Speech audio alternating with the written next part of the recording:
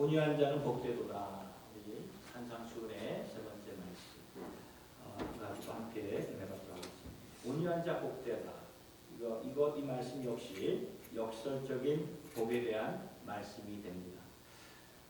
세상은 어떻게 했든지 간에 취할 것은 취하고 획득할 것은 획득하고 경쟁을 뚫고 나가서 승리하는 것이 복되다라고 말하고 있지요. 그런데 예수님은 완전히 다르게 역설적으로 말씀하셨어요. 예수님의 중심을 보면 우리가 살고 있는 오늘의 이 세상의 포인트와는 전혀 맞지 않는 말씀을 주셨어요. 그 말씀이 오늘 본문의 말씀이죠. 온유한 자는 복이 있나니 저희가 땅을 기업으로 받을 것입니다. 그렇다면 땅을 기업으로 받는다는 것이 무엇일까요?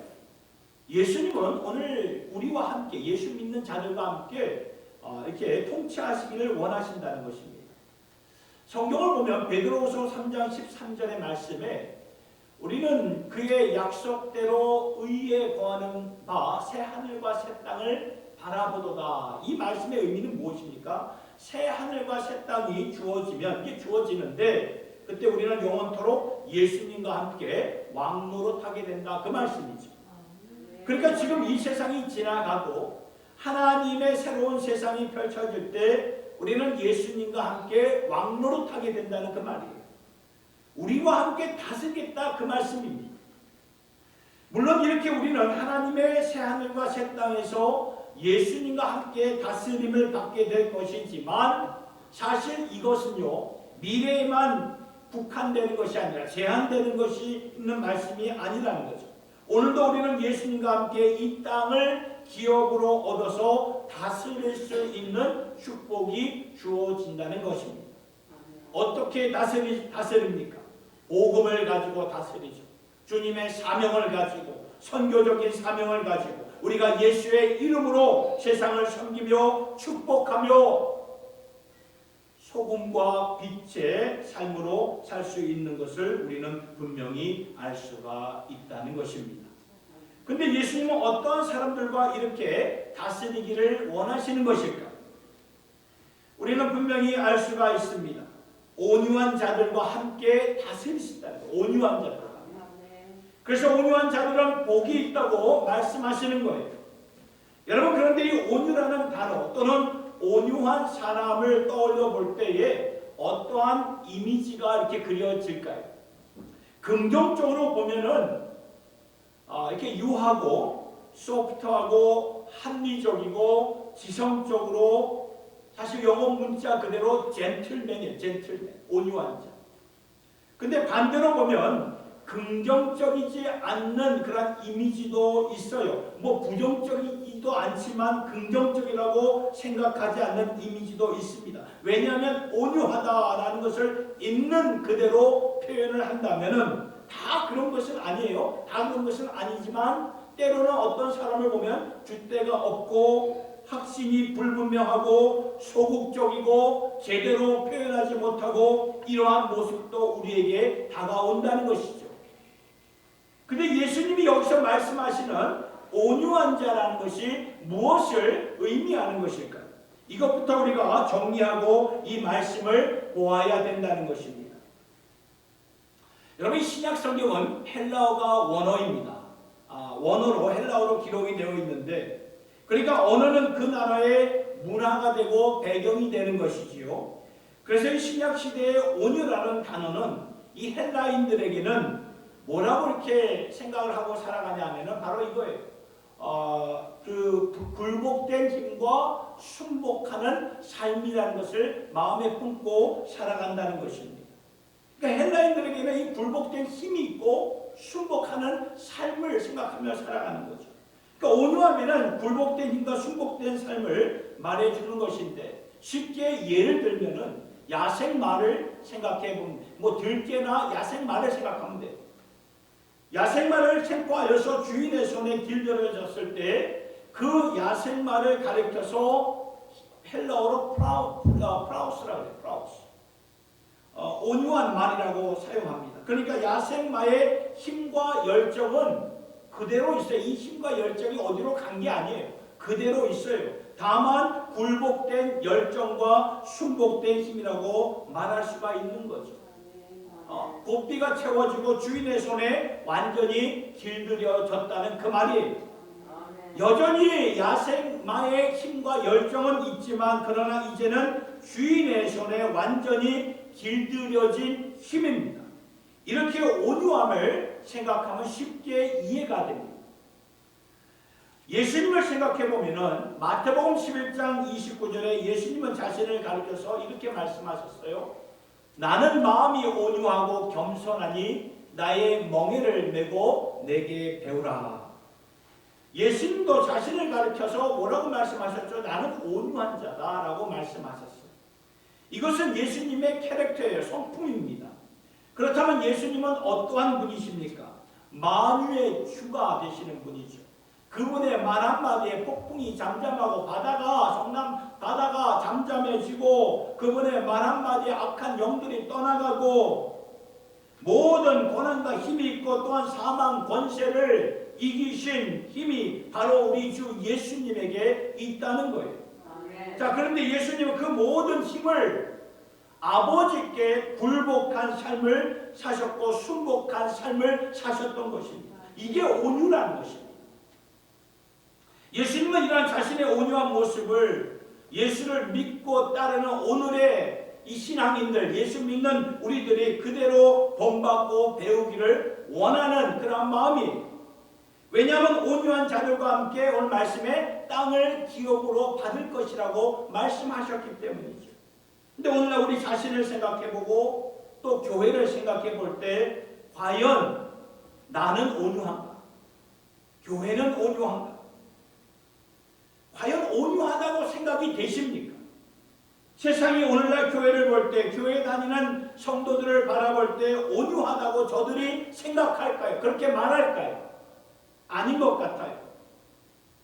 때때로 간혹 믿지 않는 자들과 대화를 나누거나 또는 믿지 않는 자들이 쓴 글을 보면은 교회 그러면 왠지 열정도 있고 확신도 있고 세상이 모르는 그 무엇은 있는데 그런데 온유함은 없다는 거예요. 온유함.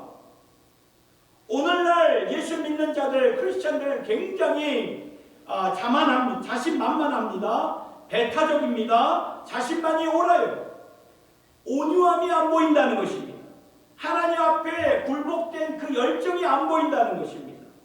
이러한 모습을 보면서 우리가 살고 있는 이 사회를 한번 생각해 보았으면 좋겠습니다.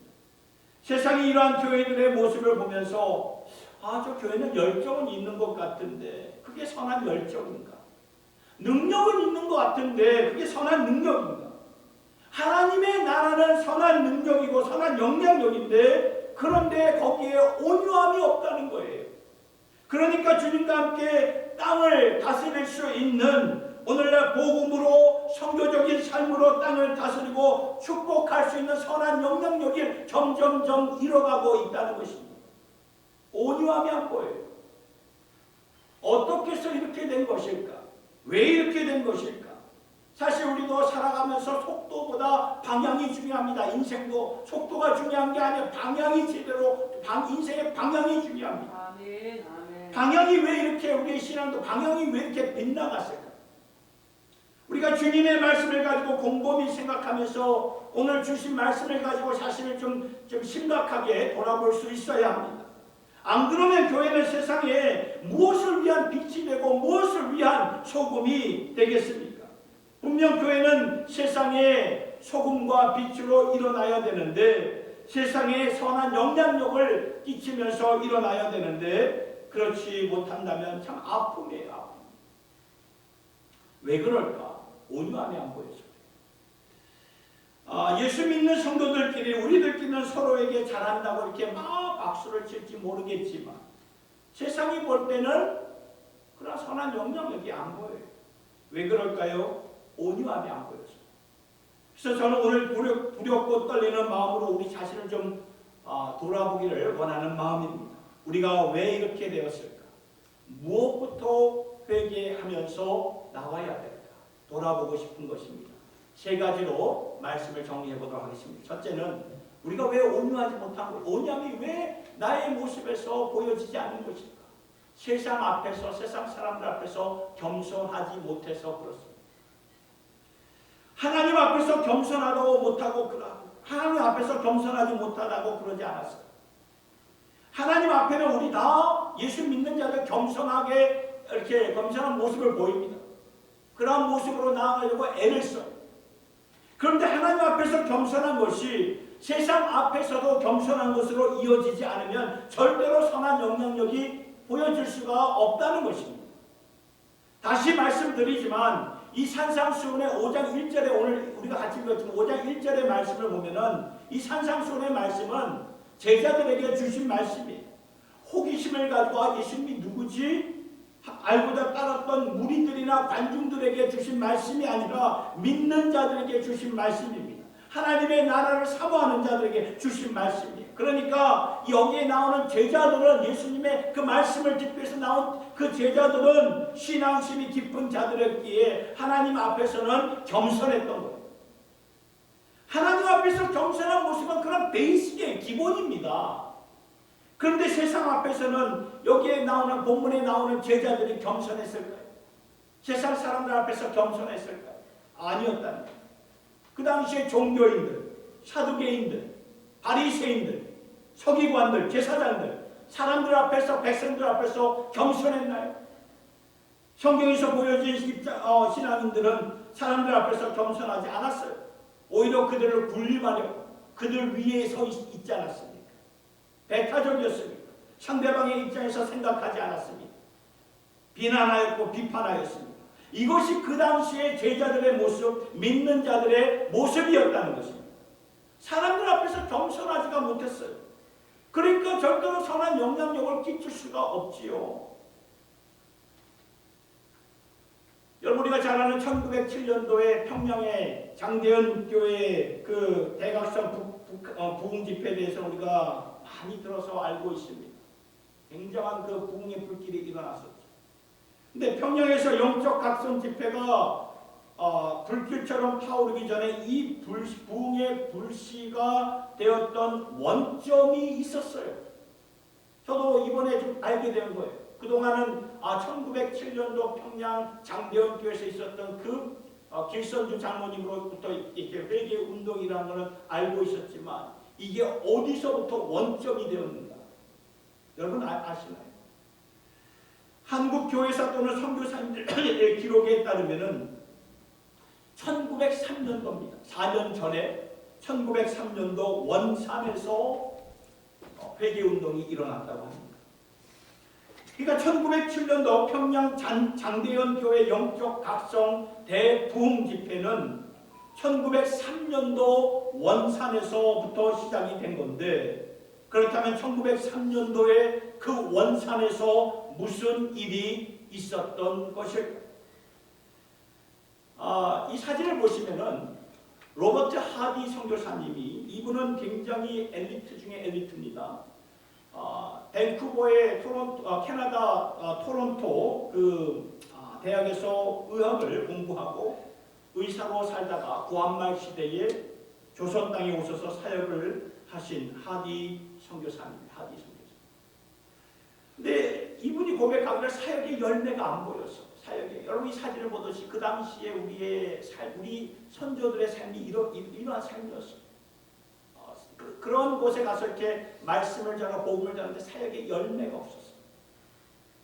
그러던 중 어느 날 한반도에서 우리나라 전역에서 선교의 사역을 감당하고 있던 많은 선교사님들이 어느 날 한 자리에 모이게 되었던 계기가 되었습니다.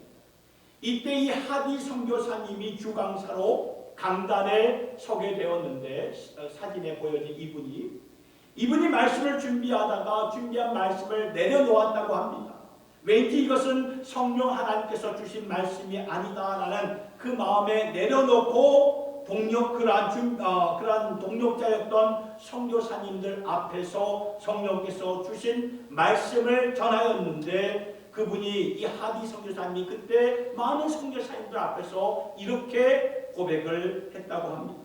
지금 한반도에서 선교가 실패된 원인은 내게 있습니다. 나 자신에게 있습니다. 저는 아직도 백인 우월주의, 학력 우월주의에 묻혀있는 제 자신을 보았습니다. 이런 것들이 이 땅에서의 선교 실패의 요인이 된 것 같습니다.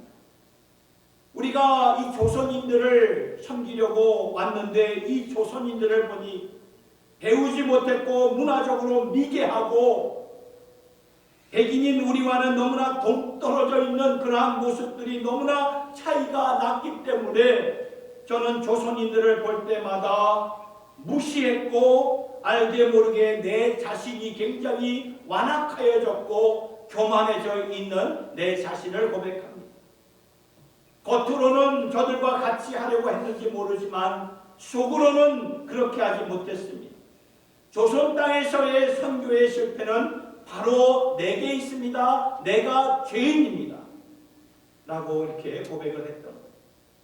그러면서 회개를 하기 시작했는데 그때 기록을 보니까 그곳에 모였던 수많은 선교사님들이 다 같이 통회하며 통곡하며 회개했던 것입니다. 여기서 이 회개의 부흥의 불길이 1907년도에 평양 장대영교회까지 이어지게 된 것입니다. 여러분, 이 구한말 시대의 선교사님들이 조선에 오게 된 것은 복음의 열정을 갖고 왔잖아요.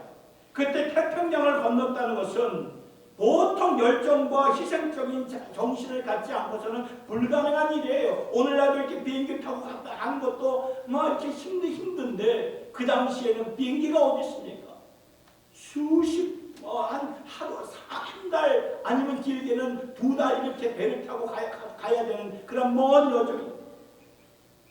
그런 열정과 복음에 대한 사랑을 이들이 갖고 왔잖아요.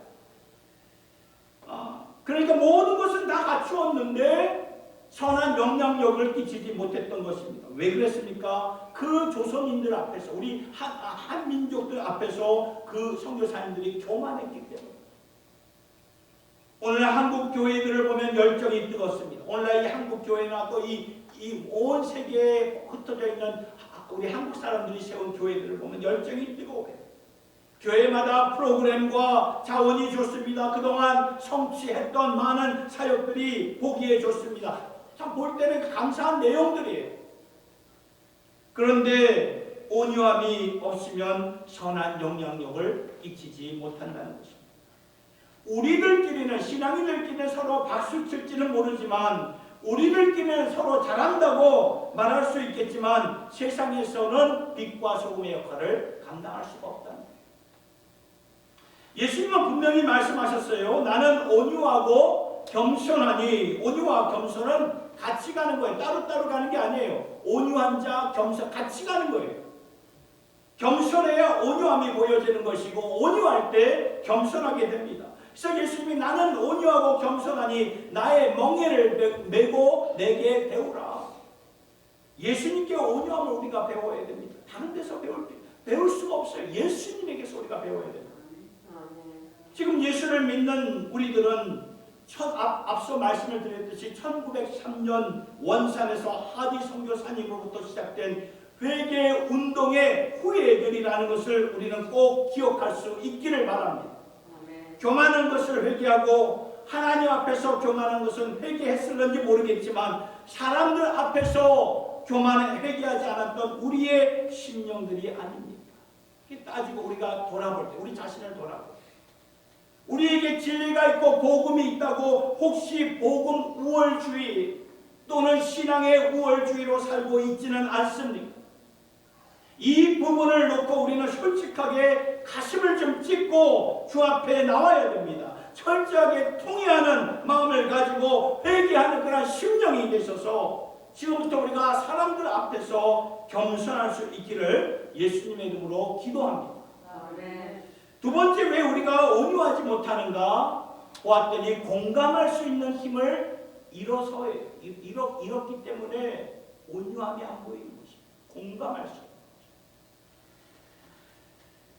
제가 이번에 온유함에 대한 말씀을 묵상하면서 모세를 생각했습니다.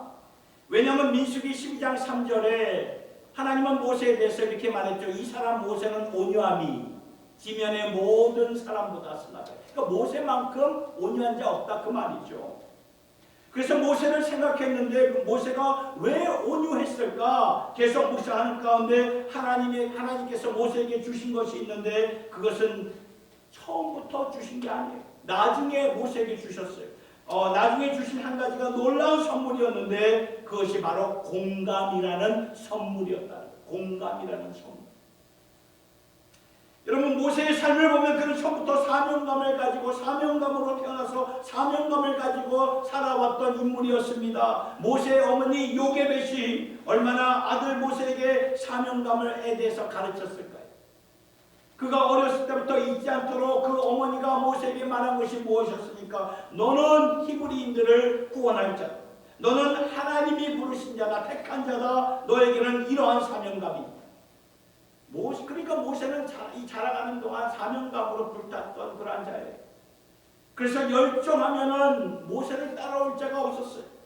그리고 모세가 바로의 궁전에서 자라지 않았습니까? 이 말은 세상의 모든 부요함과 화려함과 그 당시의 모든 부귀 영화를 다 누리고 살았다는 그 말인데, 그런데 모세는 이러한 부귀 영화를 하나님의 백성들을 위해서 다 던졌어요. 다 내버렸습니다. 한 번도 생각하지 않고 가차없이 내버렸어요. 부귀영화를 다 던져버렸어요. 사명감 때문에.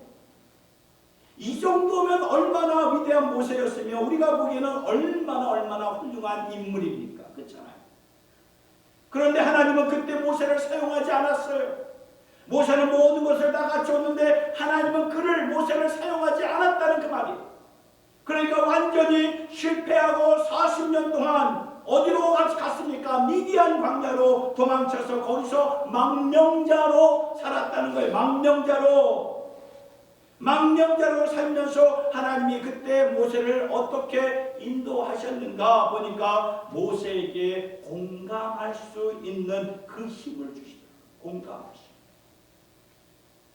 여러분 이 망명자라는 게 뭡니까? 부주자고 나라가 없고 자기가 살 집이 없고 자기 터전이 없는 사람을 가르쳐서 망명자라고 말하지 않습니다. 사도행전 7장에 스데반 집사가 모세에게 이렇게 말하죠. 그가 미디안 광야로 갔을 때 그는 나그네로 살았다. 모세가 도주하여 미디안 땅에서 나그네가 되었다.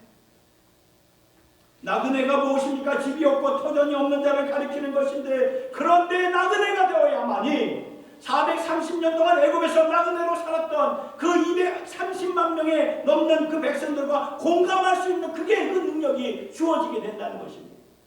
공감할 수가 없으면 이 사역을 못하는 거예요. 공감할 능력이 없는데 어떻게 목자가 되겠으며 어떻게 그 많은 사람들을 이끌고 나올 수 있겠습니까?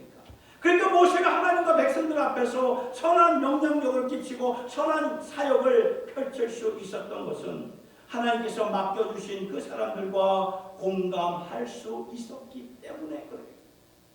같이 아파할 수 있기 때문에, 그들의 어려움을 같이 느낄 수가 있었기 때문에. 이게 굉장히 중요합니다. 아픔을 같이 느낄 수 있어야 사람의 마음을 움직일 수가 있죠. 우리나라의 드라마도 보니까 이제 그런 좀 와닿는 대사가 있죠. 아프냐? 나도 아파. 아프지? 나도 아파. 이게 공감이 되는 거예요. 상담을 하거나 말씀을 전할 때도 마찬가지의 훌륭한 웅변으로, 훌륭한 신학으로, 언변으로는 사람들의 마음이 움직이지 않는다는 것입니다. 머리로는 맞다, 그렇지, 맞아, 그렇게 말을 하지만 마음을 움직이는 것은 아픔을 공유할 때, 공감할 때 움직인다는 것입니다. 그래서 예수님이 우리들의 마음을 공유하셨기에, 그래서 히브리서 말씀을 보니까 예수는 우리의 큰 대제사장이시요 아픔을 공유하신 분으로 우리에게 오셨다고 히브리서 기자는 우리에게 말씀하고 있지 않습니까? 그렇기 때문에 우리들의 마음이 언젠가는 돌아오게 되는, 주께로 돌아오게 되는, 아버지께로 나오는 거예요. 오늘날 교회들마다 사회의 아픔을 공감할 수 있는 교회가 과연 얼마나 될까? 사회의 아픔을 공감하지 못한다면 저들 가운데로 들어가서 어떻게 맛을 내는 소금의 역할을 감당할 수 있을까? 사회의 울음소리를 듣지 못한다면, 그래서 저들이 좌절감에 빠지는 그런 어두움을 우리가 공감하지 못한다면 어떻게 세상의 어두움을 밝은 빛으로 비출 수가 있을까? 내 안에 불은 켜놓고 상대방을 향해서 오라고 하면은 그들이 어떻게 올 수 있을까요? 마음이 동요돼, 마음이 끌리지가 않는데 그들의 아픔과 좌절감을 같이 느껴야 끌리는 거예요. 우리는 종종 이러한 아픔들은 내게는 없었으면 좋겠고 도리어 축복만 받기를 원하는 그러한 마음들이지만, 이러한 마음으로 채워져 있으면 공감을 이루지 못합니다. 절대로 공감력이 없어요. 우리들만의 요새를 짓고 우리들만의 문화를 형성하고 너희 이 문화 안으로 들어와라, 이러한 생각이라면 이 세상에 과연 교회든 우리가 세상의 소금과 빛의 역할을 어떻게 감당할 수 있겠습니까? 그래서 하나님은 우리의 아픔을 때때로 허락하시는 거예요. 가정에서, 사회에서, 우리의 직장에서, 그 비즈니스 아픔을 허락하세요. 이해할 수 없는 아픔을, 그 어려움을, 고통을 허락하신다는 거예요. 그 아픔과 고통을 그때 우리가 하나님께 올려드리세요. 하나님께 올려드리면 하나님께서 그것을 가지고 우리 안에 당신의 거룩한 형상을 이루셔서 상대방의 아픔을, 어려움을 공감할 수 있도록, 그래서 당신의 선한 영향력을 끼치고 만들어 가신다는 것입니다. 그래서 온유한다는 것은 다시 말씀드리지만 공감하시고, 여러분 우리 신앙생활 하면서 상대방의 입장에서 항상 생각하시고, 항상 그래요. 항상 상대방 입장에서 배려해 주시고 입장해 주시고 바라보는 이 공감이 중요합니다. 세 번째로 왜 온유하지 못하는가? 건강한 자존감이 부족해서 그래. 건강한 자존감. 건강한 자존감이 있었는데 이게 부족해. 우리는 살아가는 동안 여러 사람들의 부류들을 만나게 되죠. 다는 아니겠지만 때때로 이렇게 사람들을 만나다 보면 거친 사람들을 만나게 돼요. 그리고 무례하게 행동하는 그런 분들을 보게 됩니다. 왜 그럴까? 이런 분들을 보면 공통적으로 자존감이 낮아서 그렇습니다. 어떻게 했든지 간에 이런 분들은 이기려고 해. 이기는 것밖에, 내가 저 사람을 이겨야 돼. 자존감이 낮아서. 그러나 자존감이 높으면, 자존감이 건강하면은 질 수도 있는 거, 져줄 수도 있는 것입니다. 하나님이 그러셨잖아요. 하나님이 야곱과 씨름하다가 져주시지 않았습니까? 그래서 야곱을 변화시켜 주셨듯이 하나님은 모든 것을 다 갖고 계셨음에도 불구하고 마침내 십자가에 달려 죽지 않으셨습니까? 우리를 위해서. 그런데 우리는 자꾸 이기려고 합니다. 아니면 내 생각에 옳은 것을 자꾸 말하려고 그래요.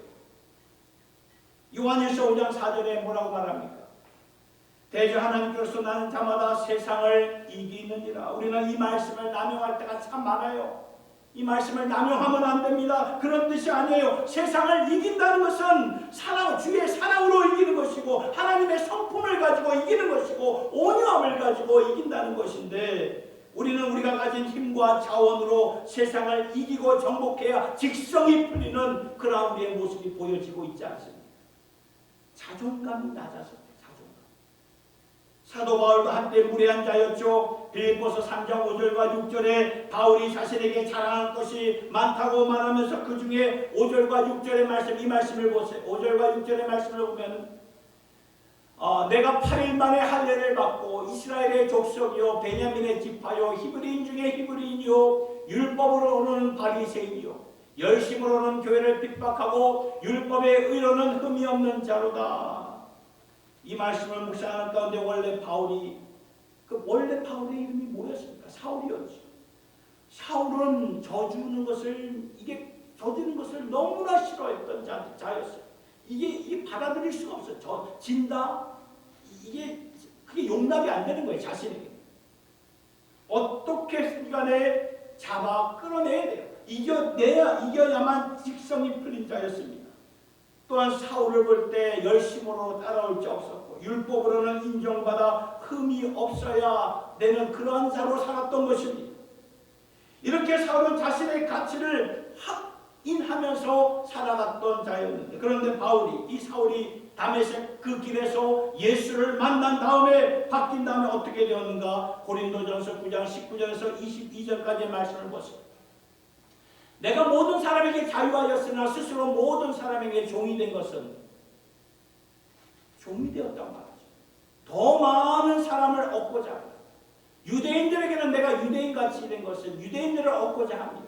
율법 아래에 있는 자들에게는 내가 율법 아래에 있지 아니하나 율법 아래에 있는 자같이 된 것은 율법 아래에 있는 자들을 얻고자 하며, 율법 없는 자에게는 내가 하나님께는 율법 없는 자가 아니요 도리어 그리스도의 율법 아래에 있는 자나 율법 없는 자와 같이 된 것은 율법 없는 자들을 얻고자 합니다. 악한 자들에게는 내가 악한 자와 같이 된 것은 악한 자들을 얻고자 하며, 여러 사람에게 내가 여러 모양이 된 것은 아무쪼록 몇몇 사람들을 구원코자 합니다. 여러분, 이 말씀을 읽으면서 바울이 완전히 바뀌어진 모습이 보여지십니까? 완전히 바뀌었어요. 전에는 어떻게 했든지 간에 이겨야만 했고 잘해야만 됐고 누구보다도 흠이 없도록 살면서 율법을 지키는 것이 사울의 존재감이 자존감이었어요. 그런데 예수님을 사울이 인격적으로 만난 후에는 섬길 수 있는 종이 되었던 것입니다. 그래서 유대인들에게는 유대인들처럼, 이방인들에게는 이방인들처럼, 율법인들에게는 율법인들처럼, 율법 없는 자들에게는 율법 없는 자들처럼, 그렇다고 해서 방탕했다는 그런 말입니까? 선과 악을 가리지 않고 살았다는 말입니까? 아니에요. 그 안에 확실한, 이 사도 바울의 확실한 예수 그리스도의 십자가와 복음이라는 확실한 가치를 분명히 알고 있었기에 이제는 내가 여러분들의 삶으로 들어가서 섬기겠노라.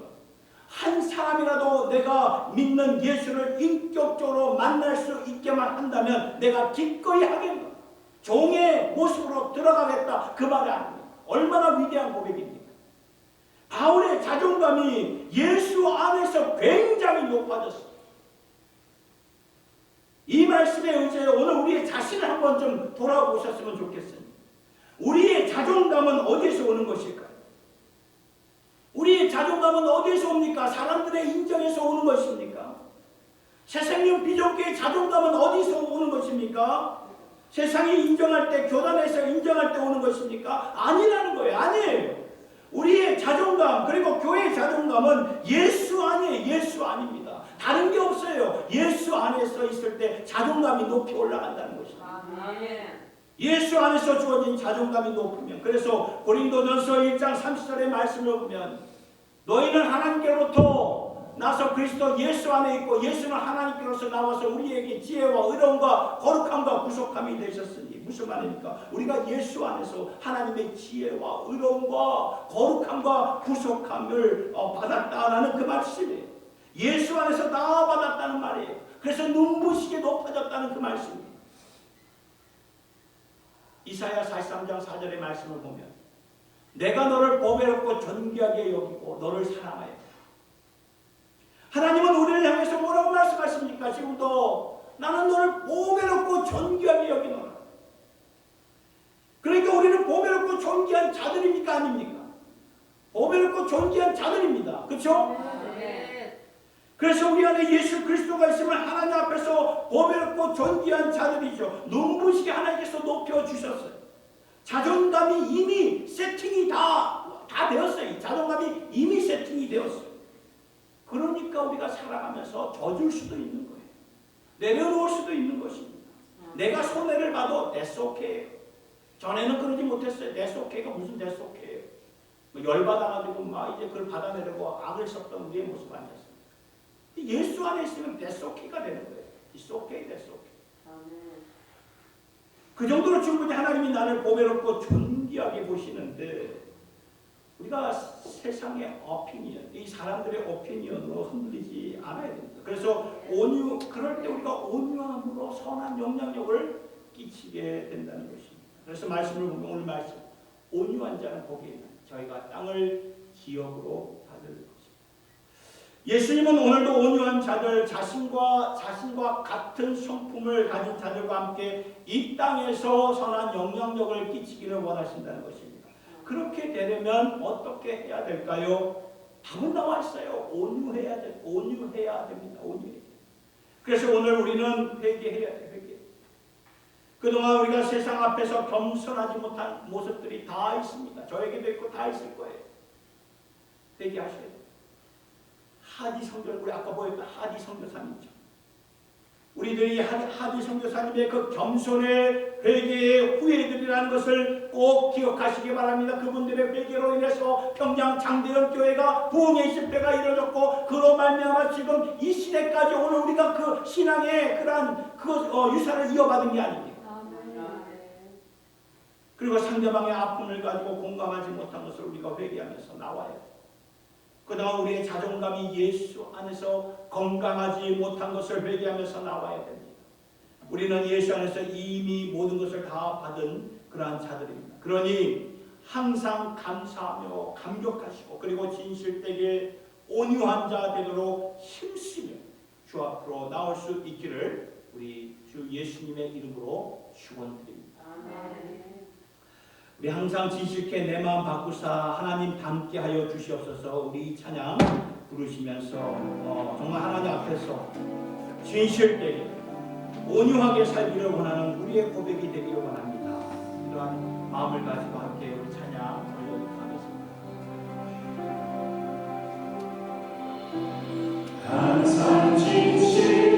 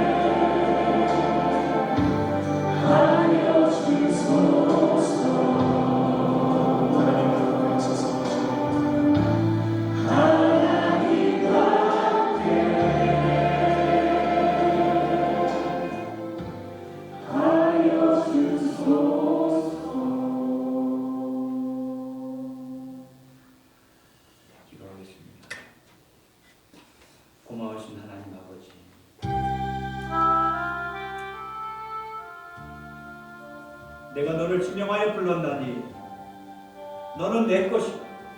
내가 너를 보배롭고 존귀하게 여기노라 라고 말씀하신 하나님 아버지 너무나 감사합니다. 이 말씀 그대로 믿게 하여 주시옵소서. 우리가 세상에서 이리 치이고 저리 치였습니다.